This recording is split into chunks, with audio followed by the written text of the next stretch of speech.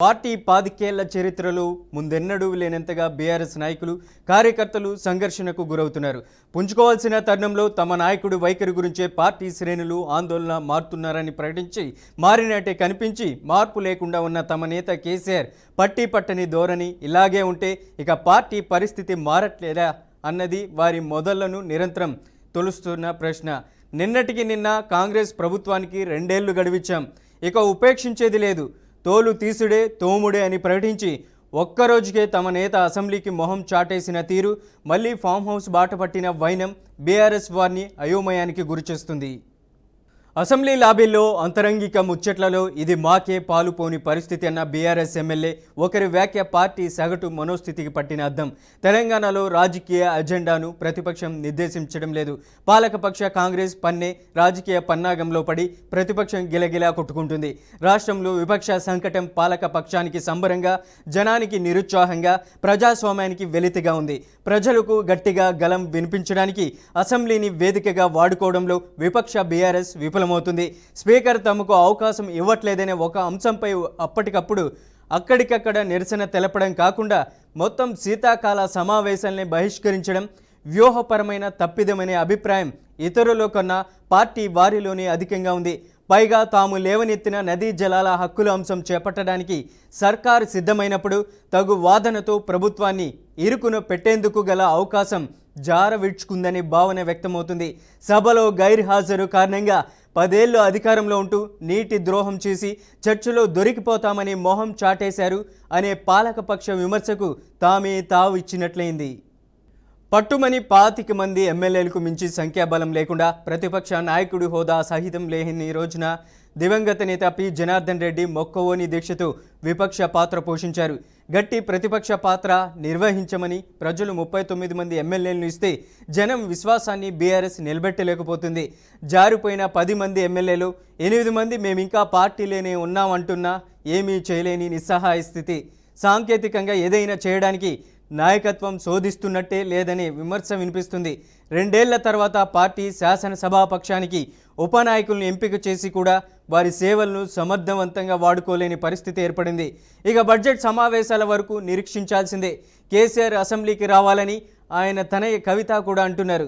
ప్రజా సంబంధమున్న ఏ కీలక అంశంపైనైనా తమ వాదన సరైందని బీఆర్ఎస్ కాంగ్రెస్ పార్టీలు తెలంగాణ భవన్లోనూ, ప్రజాభవన్, గాంధీ భవన్లోనూ పవర్ పాయింట్ ప్రజెంటేషన్లు ఇచ్చేందుకే ఇక అసెంబ్లీకి ఎందుకు, ఫామ్ హౌస్ నుంచి రాజకీయం నడిపేటట్లయితే ప్రతిపక్ష నేత హోదా ఎందుకు, సుదీర్ఘ కాలం తర్వాత కేసీఆర్ మళ్ళీ అసెంబ్లీకి వస్తే ఇక ఆయన మారరు అనుకున్నారంతా.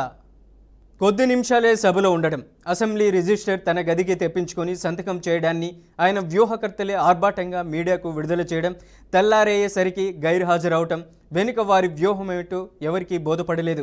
పైగా విపక్ష నేతగా కేసీఆర్ 2 మార్లు సభకు వచ్చి ఎంత జీతం తీసుకున్నారు, సెక్యూరిటీకి ఎంత ఖర్చయింది వంటి వివరాలను లోగడ అసెంబ్లీ వేదికగా సీఎం రేవంత్ రెడ్డి ఆయనను ఘాటుగా విమర్శించారు. ఎన్నికల్లో ప్రజలు తీర్పును బట్టే పాలక ప్రతిపక్షాలు నిర్ణయమవుతాయి. అటుపై 5 ఏళ్ల కాలంలో ఎవరి పాత్ర ఎంత మేరకు నిర్వహించారనేది తదుపరి ఎన్నికల్లో జనాభిప్రాయం వ్యక్తమవుతుంది. నాయకులు పార్టీలు కేవలం వారి రాజకీయ మనుగడ కోసం పనిచేస్తున్నారని కాకుండా మా కోసం పనిచేస్తున్నారని ప్రజలు భావించినప్పుడే మనుగడ. ప్రజా సమస్యలపై పోరాటం ద్వారా, ప్రభుత్వాల తప్పిదాలను ఎండగట్టడం ద్వారా ప్రతిపక్షం ప్రజలకు చేరువవుతుంది. ఉమ్మడి ఆంధ్రప్రదేశ్లో పాలక తెలుగుదేశంకు వ్యతిరేకంగా కాంగ్రెస్ శ్రేణులకు 1999లో, 2004లో 2 మార్లు వైఎస్ రాజశేఖర రెడ్డి నేతృత్వం వహించారు. కానీ 1999లో కన్నా 2004లో ప్రజలు ఆయన్ని ఎక్కువగా సొంతం చేసుకున్నారు. ఫలితాల్లో అది ప్రతిబింబించింది. 25 ఏళ్ల వైఎస్ఆర్ రాజకీయ చరిత్ర అంతా అసంతృప్తి, వ్యతిరేక యోచన, అలజడి, ఫ్యాక్షనిజం అని మెజార్టీ మీడియా ఆయనకు ప్రతికూల ప్రచారం నడిపిన 2 అంశాలు 2004 ఎన్నికలప్పుడు ప్రజల కాయన్ను చేరువ చేశాయి. 1 ప్రతి సమస్యలోనూ తన వాగ్దాటితో ప్రజాపక్షం వహించే విపక్ష నేతగా ఆయనను చూపిన అసెంబ్లీ ప్రత్యక్ష ప్రసారాలు. 2 ప్రజలకు సన్నిహితంగా వెళ్ళి ఉమ్మడి రాష్ట్రంలోని ఈ కోస చేవెళ్ల నుంచి ఆ కోస ఇచ్చాపురం వరకు పాదయాత్ర జరిపి ఆయన ఒక తిరుగులేని నాయకుడయ్యారు. కాంగ్రెస్ పార్టీని దిగ్విజయంగా విజయ తీరాలకు నడిపి అధికారం ఇచ్చారు. ఇవన్నీ కేసీఆర్కు తెలియని విషయాలు కావు. కానీ జీవితాన్ని పణంగా పెట్టి తెలంగాణ సాధించి వెనుకబడ్డ చిన్న కొత్త రాష్ట్రాన్ని 10 ఏళ్ల పాలనలో దేశంలోనే ముందు వరుసలోకి తెచ్చిన తనకు ప్రత్యర్థులు ముఖ్యంగా సీఎం రేవంత్ రెడ్డి సాటియా అనుకుంటారు. కానీ ప్రజాక్షేత్రంలో ఈ వాదనలేవి నిలిచేవి కావు. ఎప్పటికప్పుడు కొత్త లెక్క, ఇవాల్టి అవసరాలకు ప్రజలతో ఎవరున్నారనేది ప్రధానం. ఇప్పుడున్న అంతో ఇంతో రాస్తున్నాం ప్రభుత్వ పథకాలు కార్యక్రమాల్లో లోపాల గురించి. ఆ 10 ఏళ్లలో ప్రభుత్వానికి వ్యతిరేకంగా 4-5 లైన్లైనా రాయగలిగామా అంటూ ఒక సీనియర్ జర్నలిస్ట్ అసెంబ్లీ లాబీ ముచ్చట్లో చేసిన ప్రైవేటు వ్యాఖ్య కీలకం. ఈ పరిస్థితిని గరిష్టంగా వాడుకోగలిగే అంశం కాబట్టి ఇవాళ బీఆర్ఎస్ విఫలమవుతుంది. స్పష్టమైన ఫంతా కొరవడుతుంది.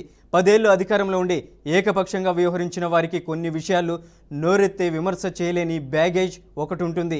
ఏమి విమర్శించబోయినా ఇది మీ నిర్వాహక ఫలితమే అనే ప్రతి విమర్శకు ఆస్కారం ఉంటుంది. కాంగ్రెస్ ఎన్నికల హామీల వైఫల్యాల్లో ప్రజా సమస్యలను ఎండగట్టి ప్రజాపక్షం వహించవచ్చు. ఏదైనా ప్రజా సమస్య తీసుకొని రాష్ట్ర వ్యాప్త ఆందోళనతో ప్రభుత్వం దిగివచ్చేలా కట్టడి చేసిన ఒక్క అంశం కూడా ఈ 2 ఏళ్లలో లేకపోవడం లోపమే. పైన సరైన నాయకత్వం లేని, ద్వితీయ స్థాయిలో అనారోగ్యకర స్పర్ధ, నిత్యం దుమ్ము పోసే సొంత కూతురి గొంతు నియంత్రించలేనితనం, ఇలాంటి విషయాల్లోనూ పార్టీ శ్రేణులకు అసంతృప్తి ఉంది. ఇవాల్టి పార్టీ విస్తృత స్థాయి సమావేశంలో కేసీఆర్ ప్రకటించిన కార్యాచరణ ఏమిటో ఇంకా వెలువడలేదు. అధినేతన ఆలోచన నుంచి ఆచరణ దాకా మార్పు కోసం బీఆర్ఎస్ శ్రేణులు నిరీక్షిస్తున్నాయి. బీఆర్ఎస్కు బలహీనతైన కేసీఆరే కనుక ఆయనే రాజకీయ మనుగడను శాసిస్తాడని వారి నమ్మకం. తెలంగాణ రాష్ట్రం ఏర్పడటంలో కేసీఆర్ నిర్వహించిన భూమిక గొప్పదా అనడంలో ఎవరికి రెండో అభిప్రాయం ఉండదు. అదే సమయంలో ప్రతిపక్ష నాయకుడి పాత్రను సంవత్సరాల తరబడి నిర్లక్ష్యం చేయడాన్ని జనం ఎవరూ ఉపేక్షించరు. దివంగత నేత పి. శివశంకర్ ఒకమారు గాంధీ భవన్ ప్రకాశం హాల్లో సభికులను ఉద్దేశించి మాట్లాడుతూ విపక్షం కర్తవ్యం ఏమిటో వివరించారు. సర్కార్ను విమర్శిస్తున్నామని, కుట్ర పన్నుతున్నామని మమ్మల్ని తప్పుబడతారేంటి? అసలు ప్రతిపక్షం చేయాల్సిందేంటి? 3 పనులు: వ్యతిరేకించడం, ఎండగట్టడం, దించేయడం అని వివరించారు. విపక్షంగా బీఆర్ఎస్ నిర్వహిస్తున్న పాత్ర ఏంటో తమ నాయకత్వం గుండెల మీద చేయి వేసుకొని సమీక్షించుకోవాలని పార్టీ వర్గీయులే సనుగుతున్నారు.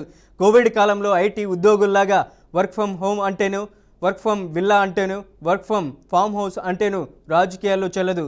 రాజకీయ పక్షాలు నిరంతరం ప్రజాక్షేత్రంలో ఉండాలి, గట్టిగా తమ గొంతు వినిపించాలి. ఇదే అంశానికి సంబంధించి లైవ్లో మనతో పార్టీ విశ్లేషణ అందించడానికి అనలిస్ట్ ఉప్పల లక్ష్మణ్ గారు ఉన్నారు. ఉప్పల లక్ష్మణ్ గారు నమస్తే. నమస్తే, చెప్పండి. ఉప్పల లక్ష్మణ్ గారు, ఎలా చూడొచ్చు అంటారు? బీఆర్ఎస్ పార్టీ పెట్టి దాదాపు 25 ఏళ్ళు కావస్తుంది, కానీ అధినాయకుడు 10 ఏళ్ల పాటు అధికారంలో ఉన్నారు. తాజాగా ఆయన ఇప్పుడు ఉన్నటువంటి పరిస్థితుల్లో ప్రతిపక్షంలో ఉన్నారు. మరి ఆయన అసెంబ్లీకి 2 సంవత్సరాలు అయింది అసెంబ్లీకి రాకపోవడం. తాజాగా ఆయన ఒక్కరోజు వచ్చి రిజిస్టర్లు సంతకం చేసి వెళ్ళడం బీఆర్ఎస్ శ్రేణుల్ని నిరుత్సాహపరుస్తుంది అనుకోవాలా? ఖచ్చితంగా. ఇప్పుడు పార్టీ ఓన్లీ కేసీఆర్ మీద ఆధారపడి ఉంది. సో ఆ పార్టీని సరే ఫస్ట్ టీఆర్ఎస్ అయినా మళ్ళీ బీఆర్ఎస్గా మార్చారు, అది వేరే అంశం. పార్టీ ఫౌండర్ ఆయన.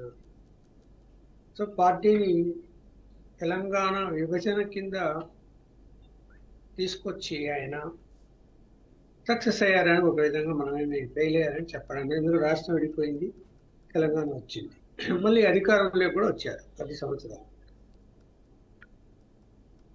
అయితే 10 సంవత్సరాల యొక్క పరిపాలన ఎందుకు వ్యతిరేకించారు, అది ఇంపార్టెంట్.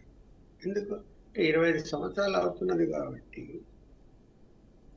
పార్టీ సమీక్షించుకోవాల్సిన అవసరం ఉంది. ఎందుకు మనల్ని వ్యతిరేకించారు? ఒకటి, విపరీతంగా అవినీతి. మంత్రులు కానీ, ఎమ్మెల్యేలు కానీ, అధికారులు కానీ అందరూ దాదాపు చాలా మంది అవినీతికి పాల్పడ్డారు. ప్రజలందరికీ తెలిసిపోయింది. ఏ పని కూడా ఎంఆర్ఓ ఆఫీస్కి వెళ్తే డబ్బులు ఇవన్నీ పని జరగటం లేదు అని. అలాగే ఎవరి నాయకుల దగ్గరికి వెళ్ళినా కూడా డబ్బు ఇస్తే ఈ పని చేసి పెడతాం. అన్నిటికీ మించి రెండోది ఏం జరిగిందంటే దౌర్జన్యాలు. భూములు లాక్కోవడము, బెదిరించడము, కాంట్రాక్టర్ల దగ్గర నుంచి పర్సెంటేజీలు బెదిరించడము, పనులు జరగకుండా ఆపేయడము. సో ఇదంతా ఏమైపోయింది, ఒక అసంతృప్తి జనంలోకి వచ్చింది. సరే, ఓడిపోయారు. కాంగ్రెస్ పార్టీ అధికారంలోకి, అది కూడా బొట్టాబొట్టిన అధికారంలోకి వచ్చింది. ప్రతిపక్ష పాత్ర బలంగా పోషించాల్సినటువంటి బాధ్యత ఒక బీఆర్ఎస్ పార్టీ మీదే ఉంది. ఎందుకంటే బీజేపీ సక్సెస్ కాలేకపోయింది ఆ విషయంలో. సో బీఆర్ఎస్ పార్టీ ఎంతవరకు ప్రతిపక్ష పాత్ర పోషిస్తున్నది? మనకు తెల్లవారితే మాట్లాడే వాళ్ళు, చెప్పే వాళ్ళు ఇద్దరే కనపడతారు, కేటీఆర్, హరీష్ రావు. 2 సంవత్సరాలు అయిపోయినా కూడా కేసీఆర్ జనంలోకి రాలేదు. మీరు అన్నట్టు అసెంబ్లీకి కూడా నామికా వాస్తే వచ్చి 2-3 నిమిషాలు సంతకం పెట్టేసి వెళ్ళిపోయారు.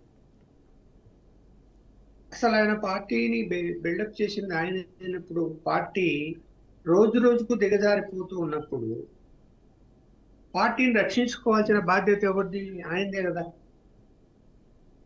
ఇవాళ 10 మంది శాసనసభ్యులు కాంగ్రెస్లోకి వెళ్ళిపోయారు, అలాగే చాలా మంది నాయకులు వెళ్ళిపోయారు. ఇప్పుడు రాబోయే ఎన్నికల్లో ఘంటాపథంగా ఏం చెప్తున్నాడు రేవంత్ రెడ్డి? మళ్ళీ నేనే సీఎం అవుతా, మళ్ళీ కాంగ్రెస్ అధికారంలోకి వస్తుంది, మేము రానియము అంటున్నాడు. సరే, 2 సంవత్సరాల కాలం గడిచిపోయినా కూడా కేసీఆర్ ఇంకా పిక్చర్లోకి రాకపోవడం అన్నది కరెక్ట్ అయితే కాదు. సరే, ఉండొచ్చు, అనారోగ్యం ఇవన్నీ ఉండొచ్చు, కానీ మాట్లాడడానికి ఏముంది? ఇష్యూ మీద ఇప్పుడు ఇంత రగడ నడుస్తున్నది ఏది? నీటి కృష్ణా వాటరు, గోదావరి జలాల గురించి. మరి ఆయన నిష్ణాతుడు ఆ రంగంలో, తనే దగ్గరుండి ప్రాజెక్టు నిర్మాణాలు చేపట్టాడు, కాస్త నాలెడ్జ్ ఉంది, అన్ని తెలుసుకున్నాడు. మరి ఏం జరుగుతుంది? ఆయన హయాంలో కాళేశ్వరం మేము కట్టుకుంటాం, పోలవరం మీద కట్టుకోండి అని చెప్పి చంద్రబాబు చెప్పేసి ఈ కొన్ని పర్మిషన్ లేకపోయినా అక్కడ పోలవరము, ఇక్కడ కాళేశ్వరము నిర్మాణాలు చేసుకున్నారు. అంత అవగాహన పూర్తిగా ఉంది ఆయనకు కృష్ణా వాటర్ మీద కూడా. ఇవాళ కోర్టులో కేసేశారు, రాయలసీమ ప్రాజెక్టు మీద మళ్ళీ విత్డ్రా చేసుకోవచ్చు. అంటే ఇలాంటి పరిస్థితుల్లో అంటే రాష్ట్రంలో ప్రజలు గందరగోళంలో ఉన్నారు. అంటే కాంగ్రెస్ ప్రభుత్వం ఏం చేస్తున్నది, ఏంటి వీళ్ళ స్ట్రాటజీ ఏంటి అని. ఇప్పుడు ఇష్యూలు లేవనెత్తారు, కృష్ణా జలాల గురించి, తెలంగాణకు అన్యాయం అని లేవనెత్తింది బీఆర్ఎస్ పార్టీని. కానీ వాళ్ళ ఎందుకు అసెంబ్లీ నుంచి బాయ్కాట్ చేసి వెళ్ళిపోవాలి?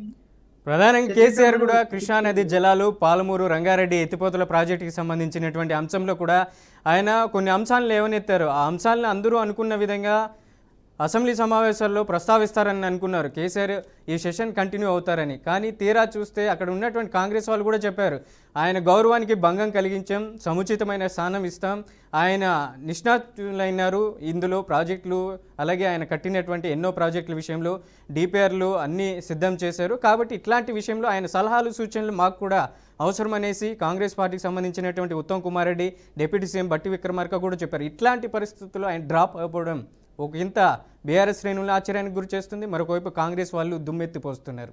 ఎలా చూడొచ్చు అంటారు? మరి అదే కదా, ఇప్పుడు మీ వైపు ఏమీ తప్పు లేనప్పుడు మీరు చర్చకు సిద్ధం కావాలి, మాట్లాడాలి. ఇప్పుడు ఆయన కేసీఆర్ అంటే రాలేదు, హరీష్ రావు ఏం చేశాడు? బాయ్కాట్ అని వెళ్ళిపోయాడు. ఆయన బాయ్కాట్ ఎందుకండి? ఫ్యాక్ట్ ఏదో చెప్పండి, ప్రభుత్వం ఏం చెప్తారో వినండి, మీరేం చెప్తారు, మీ ప్రభుత్వం 10 సంవత్సరాల సమయంలో ఏం జరిగిందో చెప్పండి. మరి ఎందుకు లేవనెత్తారు కృష్ణా జలాల వాటర్ గురించి, గోదావరి జలాల వాటర్ గురించి? మీరే అభ్యంతరం చెప్తున్నారు కదా. ఇప్పుడు 2 రాష్ట్రాల ముఖ్యమంత్రులు సామరస్యంగా పోతే బాగుంటుందని వాళ్ళు మాట్లాడుతున్నారు, మీరేమో తెలంగాణ ప్రజలు రెచ్చగొట్టడానికి అన్యాయం జరుగుతున్నది, ఓ చూడండి అని చెప్పారు. మరి రాయలసీమ ప్రాజెక్టు మీరు మీ పీరియడ్లోనే కదా 75% వరకు పూర్తి చేశాడు జగన్మోహన్ రెడ్డి. మరి అప్పుడేం చేశారు? మీరు ఏం చేయలేదు కదా. ఇప్పుడు అభ్యంతరం చెప్తున్నారు, అప్పుడు ఏం చేశారు? మరి మీ పీరియడ్లోనే కదా కట్టారు. ఇప్పుడు చంద్రబాబు నాయుడు గారు వచ్చినాక ఏం కట్టనే లేదు, అది అలాగే ఉండిపోయింది. ఏమిటంటే ట్రిబ్యునల్లో కేసు ఉందని చెప్పి కట్టాలనుకుంటే కట్టిండొచ్చు, కట్టలేదు, ఆపేశాడు. ఇక్కడ గోదావరి జలాల విషయంలో మరి మీరు ఎందుకు ఆ రోజు ఒప్పుకున్నారు? పోలవరం గురించి ఏం అభ్యంతరం చెప్పలేదు అప్పుడు. మీరు కాళేశ్వరం కట్టుకోవాలి. కాబట్టి అభ్యంతరం చెప్పలేదు. ఈ వాస్తవాలు జనానికి చెప్పండి. ఇప్పుడు ఏదైనా కూడా అధికారికంగాను అనధికారికంగాను ఒక్కొక్కసారి అనధికారికంగా కూడా ఒక ఒప్పందాలకు రావాల్సి వస్తుంది. తెగవు లేకపోతే. ఇప్పుడు కృష్ణా వాటర్ మీద ఇంత గొడవ నడుస్తుంది. సుప్రీంకోర్టు పోతే మీరు మళ్ళీ సివిల్ కోర్టు అనేది అది ఎక్కడ తెగుతుంది? కోర్టులో వేస్తే చాలా సమయం పడుతుంది. ఈలోగా కార్యక్రమాలు జరిగిపోతాయి, ప్రభుత్వాలే మారిపోతాయి. సో అందువల్ల ఏంటి అంటే ఒక అండర్స్టాండింగ్కి వస్తారు ముఖ్యమంత్రులు ఇద్దరు. అండర్స్టాండింగ్కి వచ్చి ఇదిగో మీరు ఇవి కట్టుకోండి, మేము కట్టుకుంటాము, పర్మిషన్లు పెట్టుకున్నాము సెంట్రల్ గవర్నమెంట్కు, వాళ్ళు లేట్ అయినా కూడా మన పని మనం చేసుకోవచ్చు అని అన్ని అండర్స్టాండింగ్కి వస్తారు. అది ఒక తప్పే కాదు. అది ప్రజలకు మేలు జరుగుతుంది అన్నప్పుడు కొన్ని ప్రాసెస్లు ఎలా ఉంటాయంటే ఆలస్యం అవుతాయి. ఆలస్యం అవుతున్నాయంటే పనులు ఆపడానికి వీలు లేదు, పనులు చేయాలి. సో వీటన్నిటి మీద మీరు లేవనెత్తింది మీరు వాటర్ సమస్యల గురించి మీరు సమగ్రంగా మాట్లాడండి అసెంబ్లీలో. గోదావరి పరిస్థితి ఏంటి, కృష్ణా పరిస్థితి ఏంటి, అసలు ఆంధ్రప్రదేశ్ దిగువ ప్రాంతం తెలంగాణ. ఇక్కడి నుంచి వృధాగా కిందికి నీరు పోతే ఎవరు వాడుకోవాలండి? కింద వాళ్ళ కదా వాడుకోవాలి. వాళ్ళు వాడుకుంటే తప్పేంటి అనేది వస్తుంది కదా. ఇప్పుడు చంద్రబాబు అదే చెప్తున్నాడు కదా, వృధాగా 3000 క్యూసెక్కులు నీరు గోదావరిలో సముద్రానికి పోతాన్ని చూస్తూ ఊరుకోవాలా, మేము ఎందుకు వాడుకోకూడదు అని. మరి మీరు పై ప్రాజెక్టులు కట్టుకోండి, మీ హక్కు ఏంటో దాని ప్రకారం. ఎవరు వద్దంటూ పై రాష్ట్రాలు ఉన్నాయి. సో ఇవన్నీ కూడా ఇప్పుడు పారిపోతే వ్యవహారం జనానికి అర్థం కాకుండా పోదు. మీరు ఎందుకు బలహీన పడిపోతున్నది పార్టీ ఇవాళ? కేసీఆర్ అసెంబ్లీలో మాట్లాడితే ప్రయోజనం లేదనుకున్నారా? ఆయన చెప్పిన విధంగానే ఏదైతే ఉద్యమ కార్యాచరణకు శ్రీకారం చుడతాను, మొదటగా మహబూబ్ నగర్ అలాగే నల్గొండ అక్కడ ఉన్నటువంటి రంగారెడ్డికి సంబంధించినటువంటి ఈ ప్రాజెక్టులు ఉన్నటువంటి ఎవరైతే ఉద్యమకారులు జేఏసీలు అందరినీ పెట్టుకొని ముందుకు వెళ్తానంటున్నారు, మరి ఆ దిశగా వెళ్ళేటువంటి అవకాశం ఉందా కేసీఆర్ అసెంబ్లీకి రాకుండా? వెళ్ళని జనాన్ని చెప్పని అడిగినా చూద్దాం ఏం చెప్తాడు. తప్పు చేసేది ఎవరండి? ఏం చెప్తాడు చెప్పండి. అక్కడ ఇప్పుడు రాజశేఖర రెడ్డి టైంలో బనకచెర్ల ప్రాజెక్టు కాదు, కృష్ణా నది మీద ఉన్నటువంటి ఆ యొక్క తూమును అంటే వెడల్పు చేశారు. వెడల్పు చేయటం వల్ల నీరు ఎక్కువ పోయింది, అది తప్పు పట్టారు, అయిపోయింది.